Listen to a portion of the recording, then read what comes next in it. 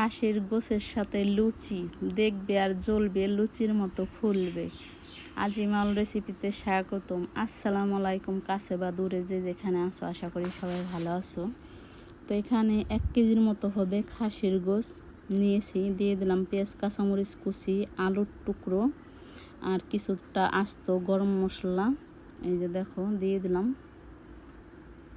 দিয়ে দিচ্ছি পরিমাণ মতো হলুদ ফাঁকি, পরিমাণ মতো মরিচ ফাঁকি, আর রাঁধুনি যে মুরগির গোশ, গরুর গোশের মশলা থাকে সেখান থেকে 2 প্যাকেটে থেকে 2 চামচ দিয়ে দিলাম।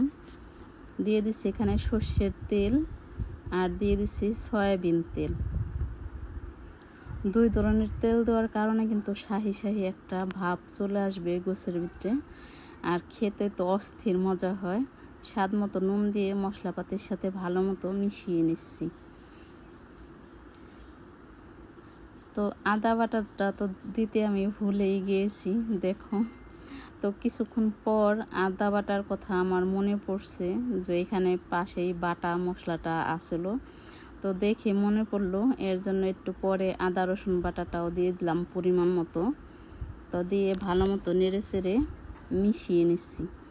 আর এইরকম মাখামাখি করে যে কোনো তরকারি রান্নলেই তরকারির স্বাদটা কিন্তু দ্বিগুণ পরিমাণ বেড়ে যায়।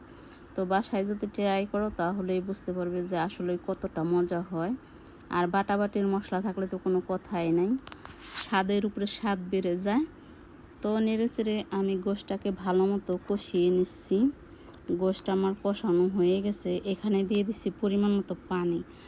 যেহেতু খাসির গোশ মানে সেদ্ধ হতে বেশিটা সময় লাগবে না, অল্প সময়ে রান্না হয়ে যাবে। তো চুলার জালটা ধরিয়ে আমি চলে যাচ্ছি অন্য কোনো কাজ করার জন্য। তো সেই কাজগুলো শেষ হতে হতেই দেখলাম যে গোশটা একদম মাখা মাখা একটা গ্রান চলে আসছে। আর এখন নামিয়ে নিব। নামানোর আগে একটু জিরা ফাঁকি দিয়ে আমি নামিয়ে নিলাম। তো দেখতেই পারতেছো কতটা লোভনীয় হয়েছে, মাশাআল্লাহ। খেতেও কিন্তু দারুণ সুস্বাদু হয়েছে। তো যেহেতু লুচি দিয়ে আজকে খাবো, এখানে আমি আটা নিয়েছি, তোমরা চাইলে ময়দাটাও নিতে পারো। দিয়ে দিলাম স্বাদ মতো নুন আর দিয়ে দিচ্ছি 1.5 চামচ চিনি। তবে লুচিটা আমার মতো করে আমি বানাইলাম, তোমরা চাইলে তোমাদের মতো করে বানিয়ে নিতে পারো। দিয়ে দিলাম 3 চামচের মতো সয়াবিন তেল।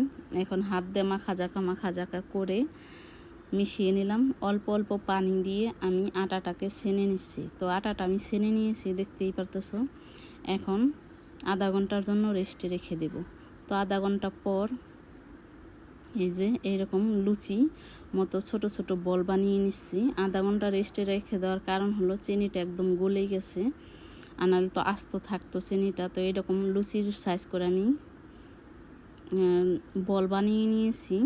তো এরকম দেখো, বেশি মোটাও না বেশি পাতলাও না, এরকম করে লুচি আমি বেলে নিয়েছি, দেখতেই পারতেছো। এখন তেলের ভিতরে দিয়ে নেড়ে চেড়ে আমি একদম লুচিগুলো ভেজে তুলে নেব। তো এইরকম লুচি কার কার খেতে পছন্দ সেটা কিন্তু কমেন্টে জানিয়ে দিও। তবে আমার বাসায় সবারই খুবই পছন্দ এই লুচিটা, অস্থির একটা মজার রেসিপি।